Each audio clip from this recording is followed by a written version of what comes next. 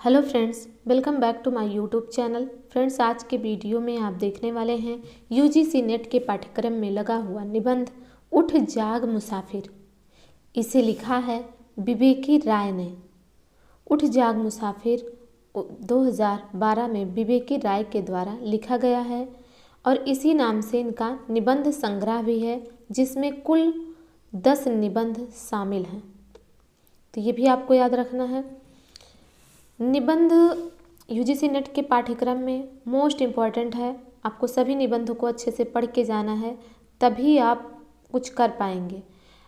मूल text book को पढ़ना आज के एग्ज़ाम पैटर्न को देखते हुए बहुत ही ज़्यादा नेसेसरी है, इसीलिए हमें एक भी निबंध नहीं छोड़ना है।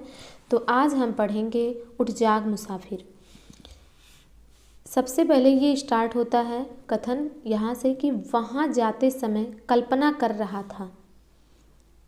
कल्पना शब्द से इसकी स्टार्टिंग होती है कि वहाँ जाते समय कल्पना कर रहा था कि सदा की भांति तन मन से पूर्ण स्वस्थ होंगे, पूर्ववत धधाकार साहस मिलेंगे, सदा बहार से दिखेंगे फुल्ल कुसुमित। ये हो रही है किसी की बात। तो लेखक क्या कह रहे हैं कि वहाँ जाते समय कल्पना कर रहा था कि सदा की भांति तन मन से पूर्ण स्वस्थ होंगे, पूर्ववत धधाकार साहस मिलेंगे, सदा बहार से दिखेंगे फुल्ल कुसुमित। ऐसी संक्रामक निरोगिता की प्रतिमूर्ति के चाहक ग्राहक कम नहीं होते। कह रहे हैं ऐसे संक्रामक निरोगिता के प्रतिमूर्ति के चाहक ग्राहक कम नहीं होते। आप खुद देखे होंगे कि जो खुशनुमा व्यक्ति होते हैं आपको उनसे मिलकर अच्छा लगता है, पर जो किसी की बुराई हमेशा करते रहते हैं या फिर उनको देखेंगे कि आप वो अपने में स्वयं परेशान हैं, तो उनसे मिलना थोड़ा कम अच्छा लगता है। तो वही इसमें भी लेखक कह रहे हैं। आगे है, सो घिरे होंगे गाँव के या इधर उधर के प्रबुद्ध लोगों से। ऐसे लोग, सही बात है, घिरे रहते हैं लोगों से। तो क्या कह रहे हैं लेखक कि सो घिरे होंगे गांव के या इधर उधर के प्रबुद्ध लोगों से। कुछ ले लो इस अंतिम आदमी से, कुछ ले लो इस अंतिम आदमी से। क्या लोगे भाई, कहाँ टिक रहे हैं उनके गुरु गंभीर जीवना अनुभव या चिंतन निष्कर्ष तुम्हारी फटी झोली में। उनके गुरु गंभीर जीवना अनुभव या चिंतन निष्कर्ष तुम्हारी फटी झोली में कहाँ टिके रहेंगे। अच्छा चलो मनोरंजन ही सही। पिछली बार गया तो एक सवाल खड़ा मिला। पिछली बार जब मैं गया था तो एक सवाल मुझे मिला। क्या मिला? आपने इतना बड़ा पुस्तकालय गांव में खड़ा तो कर दिया, पर कोई पुस्तक पढ़ने वाला नहीं रहा तो उसका क्या होगा। यानी एक सवाल ये सोचा गया या कहा गया कि आपने इतना बड़ा पुस्तकालय गांव में खड़ा तो कर दिया, पर कोई पुस्तक पढ़ने वाला नहीं रहा तो उसका क्या होगा। प्रश्न सुनकर मास्टर अर्थात जगदीश बाबू का चिर परिचित मुक्ताहास बिखर गया और आधा उत्तर तो प्रश्नकर्ताओं को जैसे इसी से मिल गया कि यह भी कोई प्रश्न है। अब ये सब किसके बारे में बात हो रही थी अब तक? मास्टर साहब यानी जगदीश बाबू, नाम इनका है जगदीश बाबू। आगे है कि और यदि है तो इसे स्वयं से पूछो। से साधे उत्तर के रूप में पूरे आत्मविश्वास के साथ एक प्रश्न ही उन्होंने उछाल दिया। अरे भाई, रात होती है, अंधेरा होता है, तो तुम चाहो या ना चाहो प्रभात का प्रकाश स्वयं में उतर आता है कि नहीं। उन्होंने भी अपनी तरफ से एक क्वेश्चन आपसे पूछ लिया। क्या पूछा कि अरे भाई, रात होती है, अंधेरा होता है, तो तुम चाहो या ना चाहो सुबह भी होगा ही कि नहीं। और फिर वही मुक्त मृदुमंद हास, कितना अच्छा शब्द लिखा है गया है कि फिर वही मुक्त मृदुमंद हास। और तब ऐसा लगा था कि जैसे दिनकर की कविता पंक्तियां आकर खड़ी हो मास्टर साहब के पक्ष में गवाही दे रही हूँ। क्या गवाही दे रही हूँ कि जवानी की आँखों में ज्वाला होती है, बुढ़ापे की आँखों में प्रकाश होता है। और यही कारण है कि ये दिनकर की पंक्ति है। आपको ये भी याद रखना है कि इसमें किन किन कवियों के नाम आए हैं, तो दिनकर के भी नाम आए हैं। क्या आता है आगे? कि जवानी संचय होती है, बुढ़ापा दान होता है। जवानी सुंदर होती है, बुढ़ापा महान होता है। ये दिनकर की पंक्ति है, तो ये भी आपको याद रखना है। आगे है कि लो गांव वालों, बहुत लगन के साथ जवानी में संचित किया यह विशाल पुस्तकालय आयु के 95वें पड़ाव पर तुम्हें सौंप रहा हूँ। कितने साल के हो गए हैं जगदीश बाबू? 95। संभालो अपनी थाती, और तब वो क्या सचमुच महान नहीं हो जाते? लेकिन इस महानता की कल्पना को तब गहरा धक्का लगा जब उन्हें बेहाल हीन स्थिति में देखा। तो बेहाल स्थिति में देखा, क्या देखा? जरा तुषार भिन्नता शरीर सरोजनी, जरा तुषार भिन्नता शरीर सरोजनी। पर पूरा श्लोक मुंह से करते करते रह गया। नहीं, अभी प्राण भ्रमर उसे कहीं छोड़ कहीं जाने वाला नहीं। मात्र निश्चेत उत्तान पड़े सोए हैं, चौकी पर बिस्तर नहीं। अधो वस्त्र के रूप में मात्र खादी का अंडरवियर है, और खादी का ही एक पुराना गमछा ओढ़े जैसे हैं। वस्त्र दोनों साफ सुथरे नहीं। फिर एक धक्का लगा कि खादी के चमाचम धवल धुले वस्त्रों के लिए वे एक प्रतिमान समझे जाते हैं। उत्तराभिमुख बैठक खाने के आगे लता पत्रादि से घिरे पूरे प्रांगण को घेरकर जो एक अरगनी है, वह बराबर आंखों पर चढ़ने वाले कपड़ों, धुलने के बाद सूखने के लिए डाले गए वस्त्रों, धोती, कुर्ता, बंडी, चादर और गमछा आदि से सज्जित मिलती। यह उनकी एक विशिष्ट पहचान रही। आगंतुक इन्हें देखकर अनुमान कर लेता कि वह मौजूद हैं। तो मौजूद तो वे आज भी हैं, पर यह कैसी बीमारी बेपहचान मौजूदगी। कोई व्यक्ति पास नहीं तो क्या मान लें कि बूढ़ों के साथ लोग कहाँ तक वफा करें, लेकिन ना आती मौत तो बूढ़े भी क्या करें। बहुत ही अच्छी पंक्ति है, ये सभी पे लागू होती है, हम सब पे, सभी पे लागू होती है कि बूढ़ों के साथ लोग कहाँ तक वफा करें, लेकिन ना आती मौत तो बूढ़े भी क्या करें। आगे है कि लेकिन स्थिति ऐसी नहीं थी। वहाँ ना तो सेवा करने वालों का अभाव था और ना ही मौत का इंतजार था। मात्र वह बीमार थे। कभी बीमार ना पड़ने वाला आदमी बीमार था। तो ये जगदीश बाबू के बारे में बात हो रही, जिसको मास्टर साहब कहते हैं। तो मास्टर साहब खादी वस्त्रों को जब वो स्वस्थ थे तो इतना चमाचम इतने धुले हुए वस्त्र पहनते थे कि उनका मिसाल था। पर आज जब लेखक उन्हें देख रहा है तो वस्त्र के नाम पर उन्होंने एक खादी का अंडरवियर पहना है और एक गमछा लिया है। गमछा आधा अधूरा ओढ़कर वो लेटे या बैठे हैं। तो ये वही सोच रहे हैं कि पहले की घटना है कि जब मैं आता था तो जो अरगनी बंधी हुई थी उस पर इनके धुले हुए वस्त्र टंगे ही मिलते थे। ये इनकी पहचान थी। पर आज वे बीमार हैं तो आज ऐसे पड़े हैं। और कभी बीमार ना पड़ने वाला आदमी बीमार था। यही कारण था कि आश्रम में एक सुहावन पावन जैसा वह आवास उदास था। उधर मैं अपने सोच में डूबा था। इधर कई लोग वहां पहुंचकर उन्हें जगाने लगे थे कि बाबा बाबा, यह देखिए आपसे मिलने कौन आया है। जैसा कि अक्सर बुजुर्गों के साथ होता है, जब उनसे मिलने कोई आता है तब घर के जो बच्चे हैं, व्यक्ति हैं, वो उन्हें जगाते हैं कि देखिए आपसे मिलने कौन आया है। आंखें खोलकर मेरी ओर देखते उन्होंने कहा, शरद चंद्र जी।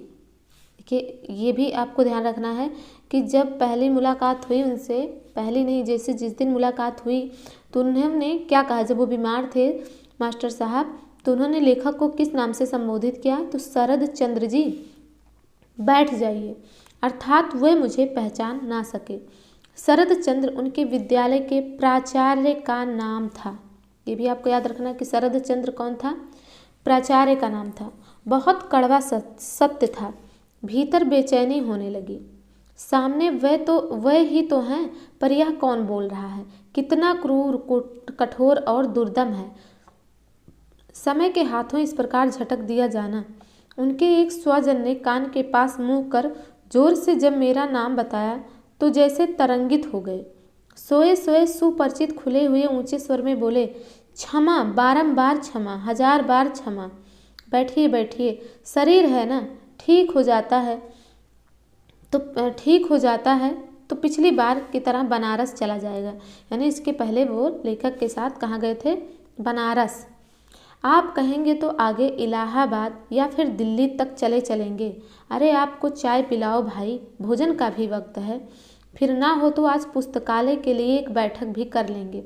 बोलते बोलते एकदम चुप हो गए। लगा कि बोलने में कठिनाई हो रही। खुले हुए ऊंचे निरोग जैसे स्वर की ठनक तो वही थी, पर उसका आत्मविश्वास से पूर्ण पहले जैसा स्वाभाविक ताप नहीं था। यानी आत्मविश्वास में थोड़ा कमी हो गई थी और ठंडापन जो था वो छिप नहीं रहा था। सामने वाला चकितकारी सत्य बहुत आहत कर रहा था। 1 साल के भीतर ही यह क्या हुआ? यानी इसके पहले लेखक 1 साल पहले मास्टर साहब से मिल चुका था। क्या सचमुच बुढ़ापा अचानक धमक कर चकित कर देता है कि अरे यह क्या हुआ? राष्ट्रीय स्तर के एक विद्या मंदिर के इस तेजस्वी शिक्षक गांधीवादी चिंतन और जीवन शैली में आजीवन रसे बसे सदाबहार स्वास्थ्य के लिए प्रसिद्ध ग्राम मनीषी तथा सूरजपूर्ण सुवेश में सदा साहस मिलने वाले इस समाज सेवी को ऐसे बेहाल कैसे देख रहा हूँ। कहते हैं कि कहाँ के शिक्षक थे? विद्या मंदिर के एक तेजस्वी शिक्षक थे, गांधीवाद को मानते थे। तो इस प्रकार के शिक्षक थे जो समाज सेवा करते थे, वो आज ऐसे बेहाल दिख रहे हैं। लेकिन बेहाल कैसे? संभवतः यह नियति और जिजीविषा का संघर्ष है। क्या कह रहे हैं? लेखक कह रहा है कि बेहाल कैसे, लेकिन ये संभवतः यह नियति और जिजीविषा का संघर्ष है। अभी यात्राएं करनी है, पुस्तकालय के भविष्य को संवारना है। इस बुद्धिजीवी के भीतर कोई कवींद्र दीप दिख रहा। मरिते चाह न आमि सुंदरे भुवने, मानवेर माझे आम बाँच करे। ये सोच रहे हैं। आप देखेंगे अगर आपके घर में बूढ़े होंगे तो आप देखेंगे कि आपके दादा बाबा जो भी कुछ होंगे, दादी जो भी, नानी जो भी होंगी, तो वो क्या सोचती हैं कि मैं ये काम कर लूँ तब जो है मैं ऊपर जाऊँ। कहीं ऐसा सोचेंगे कि मैं अपने नाती की शादी कर लूँ, नतनी की शादी कर लूँ, तो कहीं सोचेंगे कि बच्चे को देख लूँ, तो कहीं सोचेंगे कि घर थोड़ा सा मैनेज हो जाए। तो ऐसे कुछ ना कुछ वो सोचते हैं। उनको लगता है कि ये काम मेरे हिसाब से हो जाएगा तो इन लोग को आसानी होगी। वही चीज़ यहाँ पर मास्टर साहब भी सोच रहे हैं कि अभी पुस्तकालय के भविष्य को संवारना है।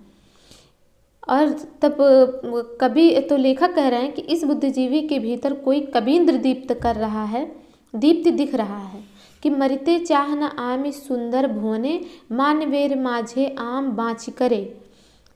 चाय पर विश्व, आगे क्या है? विश्व जगेतर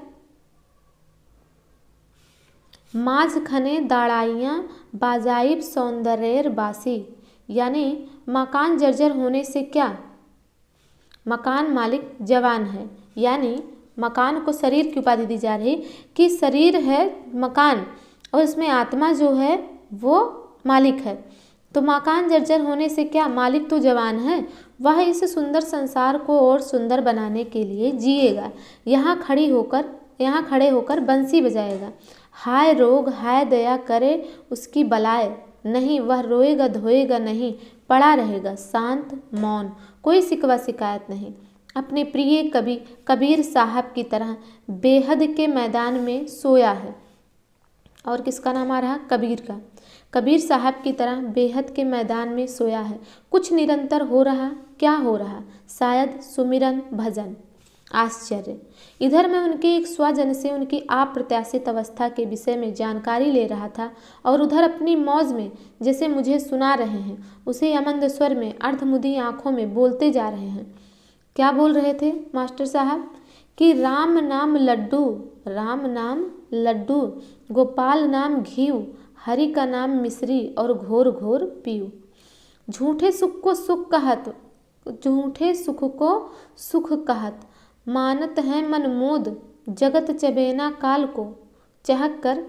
फिर कहते हैं कि अंत काल तुम सुमिरन गति, और फिर चहक कर कुछ मौज में दूसरा गाने लगते हैं। तो क्या गाते हैं कि माता बिन आदर कौन करे, और बरखा बिन सागर कौन भरे, राम बिना दुख कौन हरे। तराने पर विराम लगा तो मैं सामने हाथ जोड़कर खड़ा हुआ कि अब चलने की आज्ञा दीजिए। तो क्या कहते हैं कि अच्छा अगली बार जल्दी आइए तो अपने साहित्यिक पुस्तकालय पर 24 घंटे का हरि कीर्तन कराया जाए। देखिए क्या क्या दिमाग में चल रहा है। बीमार हैं, वृद्धावस्था में हैं, 95 साल के हो चुके हैं, पर अभी भी उनका दिमाग कहाँ पर है कि अपनी जो साहित्यिक पुस्तकालय है उसमें हरि कीर्तन कराया जाए, उसका मैनेजमेंट अच्छा किया जाए। तो ये सब सोच रहे हैं। वही मुद्रा, वही अधमुदी आंखें, वही निर्भाव भाव में चौकी पर लेटे लेटे बोलना, जैसे किसी और से नहीं स्वयं से बोल रहे हैं। आत्मलीन, आत्म संबोधन। अब मैं बहुत हैरान हूँ।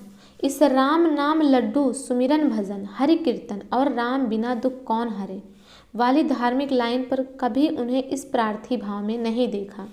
फिर दुख हरने में माता की सनातन भूमिका का स्मरण, उनके जीवन और चिंतन शैली को देखते ये बातें बेमेल पड़ गले से उतर नहीं रही। तो क्या मान लें कि यह हारे को हरिनाम वाली स्थिति है? मगर हारे कहाँ है? अभी तो मन जवान है, लड़ रहा है, पुस्तकालय की मीटिंग कर रहा, यात्राएं कर रहा। मन के हारे हार है, मन के जीते जीत। जैसा कि लेखक से कह रहे थे मास्टर साहब कि पिछली बार की तरह इस बार भी बनारस चलेंगे और आप कहिए तो इलाहाबाद या दिल्ली चलें। तो अभी तो मन उनकी यात्राएं कर रहा। पुस्तकालय की मीटिंग के विषय में बात कर रहे थे कि पुस्तकालय की मीटिंग की जाए, वहाँ हरि कीर्तन कराया जाए। तो ये कह रहे हैं, लेखक कह रहे हैं कि मन के हारे हार है, मन के जीते जीत। तो यहाँ तो जीत ही जीत है, अंत भला तो सब भला। यात्रा के इस पड़ाव की यह श्रेष्ठतम स्थिति है कि आधि व्याधि सहित मौत को पछाड़कर आदमी अपनी मौज में दहाड़ता रहे। नहीं, यहाँ पराजय का अस्तित्व नहीं। यहाँ किसी अपनी बीमारी या किसी डॉक्टर या स्वजन की चर्चा हो रही। चर्चा है किसकी? गोपाल नाम घी की, अर्थात अगले पड़ाव पर चलते चलते घी खाकर तगड़े बन जाएं। यही आदर्श वीरता है। यह एक निराला संदर्भ है। सत्य है कि रेत सातन ढह गया है, मगर किसका? वह जो एक कल्पित नाम रूप है, क्या उसका? जिसके लिए वह मैं का प्रयोग करता है, यानी उसका शरीर जो कल्पित है वो क्या हो गया? रेत सातन ढह गया। नहीं, मैं अलक्षित हूँ, यही कवि कह गया है। वह अलक्षित है। यह जो दिखाई पड़ रहा है, जो अगणित बंधनों में जकड़ा है, वह नहीं है। गुण और संस्कार ही नहीं, अपना यह ओढ़ा हुआ व्यक्तित्व कल्पित संबंध और अर्जित ज्ञान भी महामारक बंधन। तो अब यह परम पुरुषार्थ देखो, यह निर्बंध असंग पुरुष इस बंधे हुए पुल से गुजर जाने के लिए उद्यत हैं। यही कारण है कि जीवन भर गांधी, अरविंद, राधा कृष्णन और कबीर आदि से लेकर दिनकर, पंत प्रसाद, प्रेमचंद्र और हजारी प्रसाद आदि को पढ़ने वाला अब स्वयं को पढ़ रहा। तो किसका किसका दार्शनिक और महान कवियों का नाम आया है? गांधी, अरविंद, राधा कृष्णन और कबीर। फिर आया है दिनकर, पंत प्रसाद, प्रेमचंद, हजारी प्रसाद। तो इतने लोगों का नाम आया है। ये भी आपको याद रखना है कि जो आप स्वयं को पढ़ रहा है तो कैसे पढ़ रहा है कि अपना दीप अपने आप, अपना जिया अपना वेद, अपने अनुभवों की राशि विपुल पुराण, ये अपने को स्वयं पढ़ रहा। तो आगे कहते हैं कि तो क्या माता बिन आदर कौन करे, उसी का एक महत्वपूर्ण पाठ है। अवश्य बहुत ही महत्वपूर्ण पाठ है। जीवन यात्रा से थका प्रत्येक यात्री विश्राम चाहता है। उसे माता की परम पावन गोद का आश्रय चाहिए। जैसे उसके आदर में निर्द्वंद विश्राम है, वह निर्विघ्न आश्रय है। उसके आदर में ही विश्राम की और आश्रय की स्थिति है। इसीलिए जीवन की बीहड़ बेला में उसे स्मरण करते हैं, यानी जब कठिन समय आता है तब स्मरण करते हैं। आपने देखा भी होगा कि जब हमें कोई शारीरिक कष्ट होता है या हमारे कोई अपने किसी खास विपत्ति में होते हैं तो हमें ना चाहकर भी हम ईश्वर का स्मरण ध्यान करने लगते हैं। आगे है कि क्रूर कठिन संसार द्वारा झटक दिए जाने पर जब धुंधल के धुंध में किसी अवांछित हाशिए पर पहुंच गए तो और किसे याद करें। उस आदर का स्मरण मात्र एक दुखहर सहलाव है, सांत्वना का बल है, एक रोमांच है, अहोभाव है। और हर्षित विराम है। किसी कवि की पंक्तियाँ उमड़ रहीं। तो क्या उमड़ रहीं कि माँ चंदन की गंध है। किसी कवि की पंक्तियाँ हैं कि माँ चंदन की गंध है, माँ रेशम का तार, बंधा हुआ जिस तार में सारा ही घर द्वार, यहाँ वहाँ सारा जहाँ नापे अपने पाँव, माँ के आंचल सी नहीं और कहीं भी छाँव। ये सब के लिए होता है, हर व्यक्ति के लिए यही चीज़ लागू होता है। आगे है कि थके यात्री को अब ठहराव चाहिए, विश्राम चाहिए, माँ के आंचल की छाँव चाहिए, माता बिन आदर कौन करे। कुल मिलाकर यह निज घर वापस लौटने की लालसा है, पर घर की आपाधापी से, श्रम से छुट्टी मिले, दासत्व से छुट्टी मिले, सर्वो ही आत्मगृहे राजा, स्वस्थ रहें तो सानंद रहें। जो देखा, जो सुना और जो सोचा समझा और कुल मिलाकर जो जिया, वह सब मोह मूल परमारथ नाही, और मोह सकल व्याधिन कर मूला।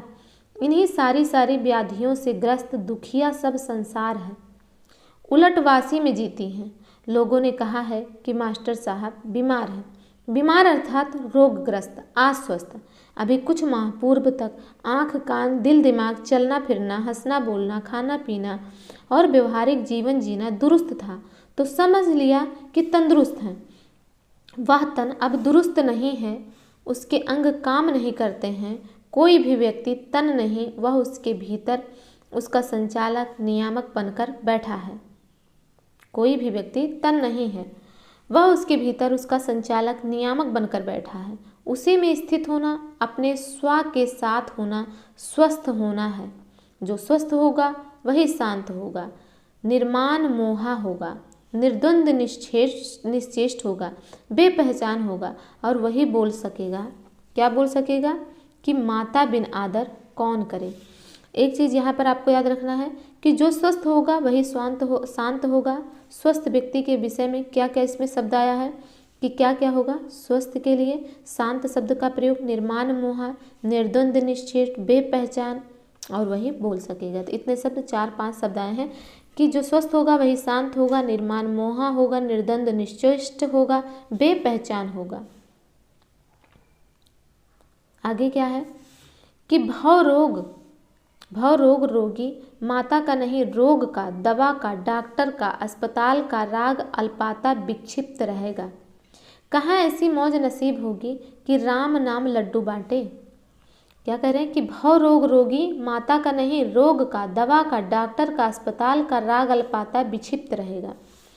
यानी कि जो रोगी हो जाते हैं वो अस्पताल के डॉक्टर के ही चक्कर काटते रहते हैं, तो उन्हें और चीज़ों का ध्यान नहीं रह जाता। आगे है कि तो मास्टर साहब स्व में स्थित हैं, बांट रहे हैं, लो दुनिया के लोगों, लड्डू लो, घी मिश्री लो, और फिर परम लाभ के लिए राम का नाम लो। राम बिना दुख कौन हरे, और मेरे लिए माता का प्यार आलम है। जीवन भर कबीर को पढ़ने वाला अब कबीर को जिएगा। क्या करें, जीवन भर कबीर को जो पढ़ने वाला था अब कबीर को जिएगा। जीवन की यही वर्ण्य स्थिति है, जब चाहे चली गई तो फिर चिंता कहाँ टिकेगी, और फिर तो मनुआ बेपरवाह, क्या मस्ती है, जिसको कछु न चाहिए वह साहन का साह। इस साह संसार साह पर संसार की निगाह नहीं पड़ती। वह देखती है यह शरीर है, ये बीमार है, अब अधिक नहीं चलेगा, मगर वह रुकता कहाँ है। यह जो है सब नई यात्रा की प्रस्थान प्रक्रिया है। यह वासान सिजारणानी को त्यागने और नमानि गृहणाति के मध्य का साचल परिदृश्य है, परम पावन है। मृत्यु रे तुह मम श्याम समान, रवि बाबू का श्याम ही मास्टर साहब की माता है। क्या कह रहे हैं कि रवि बाबू का श्याम ही मास्टर साहब की माता है। तुम ही हो माता, तुम ही पिता हो, अब तुम्हारा प्यार ही वांछित है। संसार पीछे छूट गया, अब कैसा बंधन। स्वतंत्रता संग्राम के दिनों में लोग एक गीत गाया करते थे। कौन सा गीत कि हम दीवानों की क्या हस्ती हैं, आज यहाँ कल वहाँ रहें, मस्ती का आलम साथ चला, हम धूल उड़ाते जहाँ चले। ये मोस्ट इम्पॉर्टेंट है। कब गाया जाता था? स्वतंत्रता संग्राम के दिनों में, कि हम दीवानों की क्या हस्ती, आज यहाँ कल वहाँ रहें। ये एग्जाम में पूछा जा सकता है। उसी गीत की पंक्ति, अंतिम पंक्ति को ये जी रहे हैं। तो गीत की अंतिम पंक्ति क्या है? कि अब अपना और पराया क्या, अब अपना और पराया क्या, आबाद रहें जीने वाले। हम स्वयं बंधे थे और स्वयं ही सारा बंधन तोड़ चले। आगे है कि कहाँ चले माता का प्यार पाने के लिए उनकी गोद में, मगर वह तो बहुत बहुत पीछे छूट गई। जन्मदात्री माँ की गोद अब असंभव, संभव है उनकी भारत माता की गोद, प्रकृति माता की गोद। अरे हम भारतवासी कितने सौभाग्यशाली हैं, हमारी संस्कृति कितनी समृद्ध है कि आदर प्यार और दुलार सहित जीवनदात्री हमारी माताओं की विस्तृत सूची है। क्या है जीवनदात्री माताओं की सूची? गंगा, गीता, गायत्री और धरती। ये भी आपको याद रखना है किन किन का नाम माताओं की श्रेणी में आया है। तो गंगा, गीता, गायत्री और धरती। धरती सहित अनेक देवी देवताओं की अधिक पवित्र संज्ञाएं माता शब्द से जुड़ती हैं। जन्मदात्री भौतिक माता से कुछ अधिक ही भावात्मक संबंधों वाली माताओं के स्मरण में रोमांच देखते हैं। यानी जो हमारी माता हैं, जिन्होंने हमें जन्म दिया है, उनसे भी अधिक भावात्मक संबंध बन जाता है। भौतिक जीवन की माताएं कुमाता भी हो जाती हैं। इस 20वीं-21वीं शताब्दी का आधुनिक दौर इस संदर्भ में बहुत कुख्यात हुआ, परंतु भावात्मक संबंध वाली माताओं का स्नेह को सुपुत्रों के लिए कभी रिक्त नहीं होता। क्या कह रहे हैं? कि जो भौतिक माता हैं वो कभी कभी कुमाता भी हो जाती हैं, पर जो भावात्मक माताएं हैं उनका स्नेह कोष कभी अपने सुपुत्रों के लिए रिक्त नहीं होता। उनका आदर, अवदान और आशीर्वाद बहुत ही शक्तिशाली होता है, साथ ही अकृत्रिम, सहज और निस्वार्थ। भारत माता के प्रति भक्ति, समर्पण और सेवा भाव की तरंगों ने एक तिरंगा इतिहास रच दिया। लिखा सुना नहीं, वह सब आंखों देखा सच है।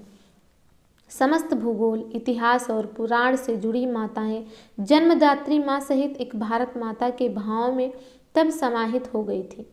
वंदे मातरम, क्या पता मास्टर साहब उसी माता की सुधि में अलख जगा रहे हों कि माता बिन आदर कौन करे।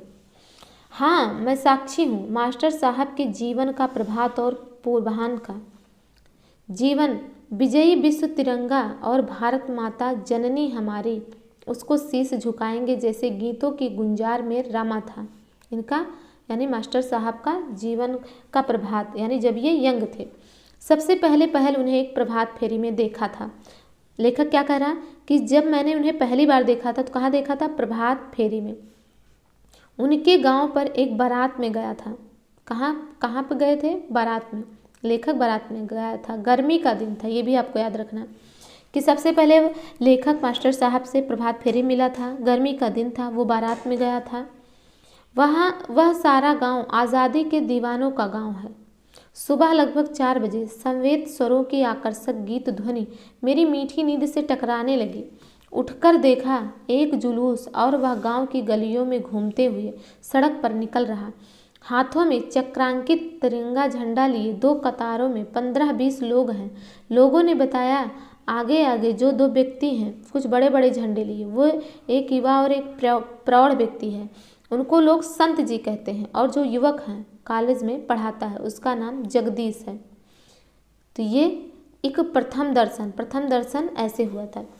परिचय बाद में पुस्तकालय के माध्यम से हुआ। मुझे स्मरण है उस दिन प्रभात फेरी में लोग गा रहे थे। तो उस दिन प्रभात फेरी में लोग क्या गा रहे थे?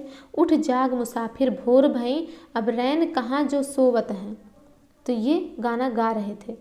वास्तव में यह उठ जाग वाला तथा उत्तिष्ठित जागृत के प्राक ऋषि आह्वान को नए संदर्भों में ध्वनित करने वाला गीत मास्टर साहब का प्रिय गीत है।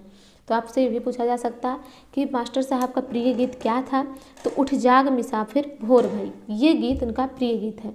अनेक बार इसे उनके मुंह से सुना है। क्या पता जीवन की चढ़ती अवधि का यह राष्ट्र जागरण वाला गीत इस जीवन की उत्तरी सांध्य बेला में आत्म जागरण की कोई मनोवैज्ञानिक लहर बनकर कंठ स्वर में फूट पड़ी हो। कि माता बिना आदर कौन करे। जन्मदात्री माँ की ममता भारत माता में स्थानांतरित रूपांतरित हो गई हो, ऐसे भाव रूपांतर स्वाभाविक हैं। उस सेनानी पीढ़ी की भारत माता के प्रति स्वाधीनता और नवजागरण के प्रति समर्पित तथा गहरी सशंकित समय का एक ज्वलंत सत्य है। आगे है कि आत्म जागरण बनाम राष्ट्र जागरण। गीत की प्रथम कड़ी का भाव प्रवाह दोनों ओर है। क्या है कि उठ जाग मुसाफिर भोर भई, अब रैन कहाँ जो सोवत हैं सो खोवत हैं, जो जागत हैं सो पावत हैं। ये आज भी आप देखेंगे कि घरों घरों में ये कहा जाता है कि जो सोवत हैं सो खोवत हैं, जो जागत हैं सो पावत हैं। किंतु आगे की पंक्तियों की राष्ट्रीय अर्थ में नई व्याख्या की जाती थी। मास्टर साहब कहते, गीत में रब का, प्रभु का ध्यान करने की बात कही गई है। हमारा रब भारत माता है, हम उसी का ध्यान करते हैं। रही बात पाप की, तो हम वासियों ने अपनी फुटमत का गाफिल होने तथा सोए रहने का पाप किया, जिसकी करनी भुगत रहे हैं, पराधीन बने हैं। भारत माता वंदनीय है। और अगली पंक्ति में जगने, एकजुट होने और कुछ करने का आह्वान है। और अंत में कहा गया है, क्या कहा गया कि जब खेती चिड़िया चुग डारी, फिर पछताए क्या होवत है। तो ये भी आपने सुना होगा, बहुत ज़्यादा कहा जाता है कि का बरसा जब कृषि सुखाने, समय चूकी पुनिका पछताने। ये भी बहुत ज़्यादा कहा जाता है। और ये भी कि जब खेत चिड़िया चुग डारी, फिर पछताए क्या होवत है। आगे है कि तो इस जागरूकता मंत्र, उठो जागो का राष्ट्रव्यापी मंत्र प्रभात बेला में स्पंदित है। मूल समस्या सो जाने की है, इसीलिए जागने के बहुआयामी यत्न चल रहे हैं। कोई भारत माता का भगत भी है और सिंह भी है, तो वह क्या करता है, जवानों को जगाने के लिए काउंसिल में बम फेंका, भगत की बात आई और सिंह की, और फिर फांसी पर चढ़ने जा रहा है तो भारत माता से विदा मांगता। बहुत लोकप्रिय गीत था, विदा कर दो मुझे माता। भगत सिंह ने क्या कहा कि विदा कर दो मुझे माता।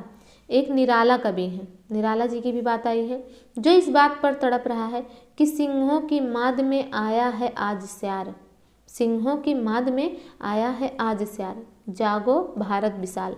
ऐसे करके इनकी कविता है निराला जी की। और फिर वही जागो नगपति जागो विशाल। कोई छायावादी कवि प्रसाद रूप में नवजागरण मंत्र फूंक रहा है। प्रसाद जी क्या कहते हैं कि बीती विभावरी जागरी। किन किन, आपको यह भी याद रखना है कि किन किन कवियों की कौन कौन सी पंक्ति उठ जाग मुसाफिर में आई है। तो जैसे आपको पता है दिनकर की पंक्ति हो गई, इसके बाद निराला की पंक्ति है कि सिंहों की माद में आया है आज स्यार। दूसरा है कि आपको ये प्रसाद की है कि बीती विभावरी जागरी। ऐसे आपको सबका ध्यान रखना है। भारतेंदु की भी आ गई कि डूबत भारत नाथ बेगी अब जागो। उन्होंने परमात्मा को ही पुकार दिया, पुकार सुनी गई, वह परमात्मा आत्मा के रूप में प्रतिष्ठित होकर और गांव के किसानों में नव जागरण का अदम्य ज्वार बन उमड़ रहा है। जगे हैं, जगा रहे हैं, उठ जाग मुसाफिर।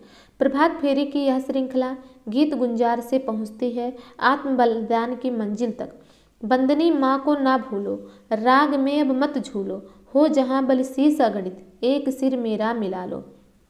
कितना बढ़िया कहा गया है कि आत्म बलिदान के लिए क्या कहा गया है कि बंदनी माँ को ना भूलो, राग में अब मत झूलो, हो जहाँ बलिशीस अगणित, एक सिर मेरा मिला लो। बंदनी भारत माता स्वतंत्र हुई, परंतु उस त्यागी बलिदानी और आज़ादी की दीवानी पीढ़ी पुत्रों के सपने कहाँ पूर्ण हुए।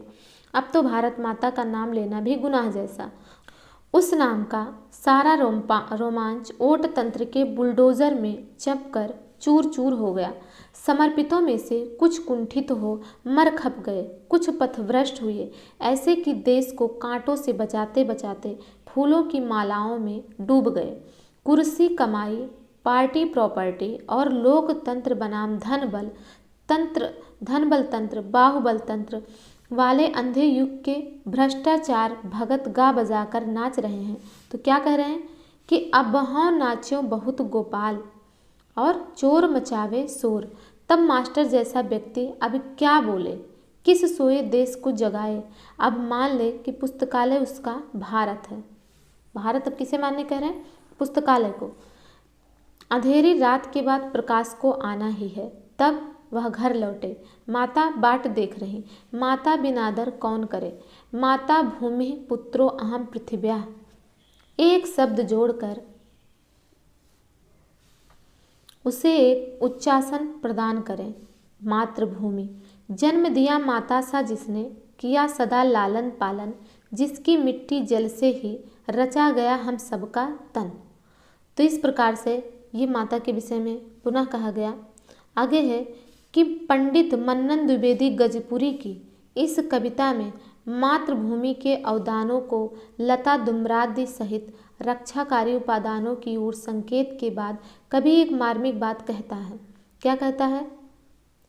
पंडित मन्नन द्विवेदी गजपुरी की इस कविता में, ये कविता किसकी है? पंडित मन्नन द्विवेदी गजपुरी की। अब इसमें क्या कहा जाता है कि माता की गोद तो केवल बचपन में मिलती है, परंतु मातृभूमि तो मृत्यु पर्यंत अपना स्नेह लुटाती है और मृत्यु के बाद आशरण शरण बने अपने में मिला लेती है।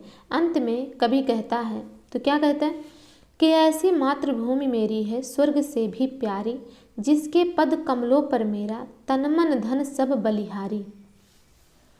आगे है कि यही है माता मातृभूमि जन्मभूमि स्वर्गलोक से भी प्यारी, जननी जन्मभूमश्च स्वर्गादपि गरीयसी। एक जगा हुआ व्यक्ति इसके लिए तड़प रहा है। इस तड़पन में गीता के ऊंचे ज्ञान की गूंज है। यह भूमि अष्टभेदी प्रकृति में प्रमुख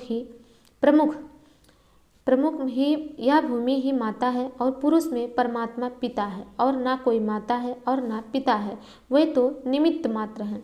इसी माता भूमि मातृभूमि और सबका भाव जिसके सपनों में डूबा मुसाफिर पूरे देश को जगाता है। क्या कहता है कि माता बिन आदर कौन करे। एक धन्यता का भाव है, एक भाव भीनी जननी जन्मभूमि की प्रार्थना है, एक मंत्र है, सुमिरन भजन और कीर्तन है, जीवन साधना का सार है।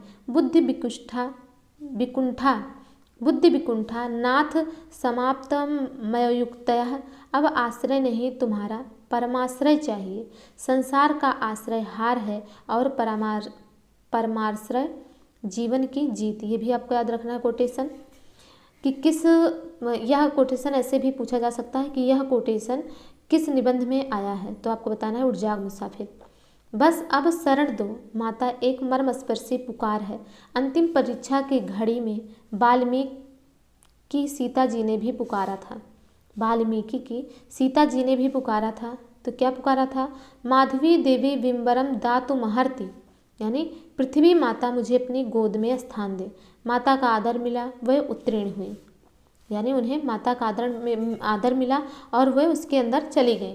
पृथ्वी ने, आपने सुना होगा कहानी कि सीता माता पृथ्वी की गोद में समा गई थी। जब उन्होंने धरती माँ को पुकारा तो धरती माँ फट गई और वो उसी के अंदर चली गई, समा गई, तो वो उत्तीर्ण हुई। अंत में बता दूं, उस दिन मास्टर साहब को एक विजेता की स्थिति में देखा। क्या देखा कि देह गेह अलीक माया की तरंगे नहीं थी। स्वयं दुखी ना होना और दूसरों को दुखी ना करना बड़ी बात है। ऐसी विजेता की स्थिति अंत के दिनों में उसी भाग्यवान को प्राप्त होती है जो जीवन में कभी हार नहीं मानता और सर्वजन हिताय उद्देश्य निष्ठ आदर्श जीवन जीता है। यह अंतकाल बीहड़ कसौटी है। यह अंतकाल बीहड़ कसौटी, ये लाइन पूछी गई है। बड़े बड़े ज्ञानी ध्यानी और जग सेवी यहाँ आकर टूट जाते हैं। शायद जीवन में बाहर कुछ और रहा और भीतर कुछ और। जब बाहर का संसार बेहाल हुआ तब वह सब जो रहा भीतर बकवासी प्रपंच सूप में उछल आया। विचारों का बुहारन, कूड़ा करकट, कुछ समय की साफ सुथरी सात्विक और सुवासित अभिव्यक्तियाँ व्यक्ति के जीवन व्यापी ऊंची सोच और उत्कृष्ट चिंतनाभ्यास की फलश्रुति होती है। ऐसे जीवन संबल वाला व्यक्ति राग रहित हो तो मुक्त हास बिखेर सकता है। जिसको दुनिया डूबते सूरज की सांझ कहती है, वह उसका प्रभात होता है। उसका प्रभात शिखर से वह आवाज़ देता है। क्या आवाज़ देता है? उठ जाग मुसाफिर। और फिर मुक्त हस्त राम नाम का लड्डू बाँट मातृ स्तवन में खो जाता है कि माता बिना आदर कौन करे। तो इस प्रकार से ये निबंध हमारा यहीं पर समाप्त होता है। इसमें जो भी पंक्ति किसी कवि की आई है उसे आप याद रखिए, किन किन कवियों का नाम आया है, कवियों का क्या कोटेशन है, ये सब आपको याद रखते हुए चलना है। इसमें लेखक बता रहा है मास्टर साहब की बात, जो कि जगदीश बाबू जिनका नाम है, और उनका पुस्तकालय खोलने की इच्छा है। जो पुस्तकालय वो खोल चुके हैं, लेकिन उसको और बड़ा करना है, उसको अच्छे से चलाना है, ये सब उनका उद्देश्य रहता है। और वो बीमार हैं, जिनमें उनके बुढ़ापे की पूरी झलक दिखाई देती है, ये इस पूरे निबंध में वर्णित है। तो ये निबंध आपको कैसा लगा, इसे हमने थोड़ा आसान करके बताने की कोशिश की है। अगर आपको ये कोशिश अच्छी लगी हो तो आप हमें कमेंट के माध्यम से ज़रूर बताएं। वीडियो को देखने के लिए धन्यवाद।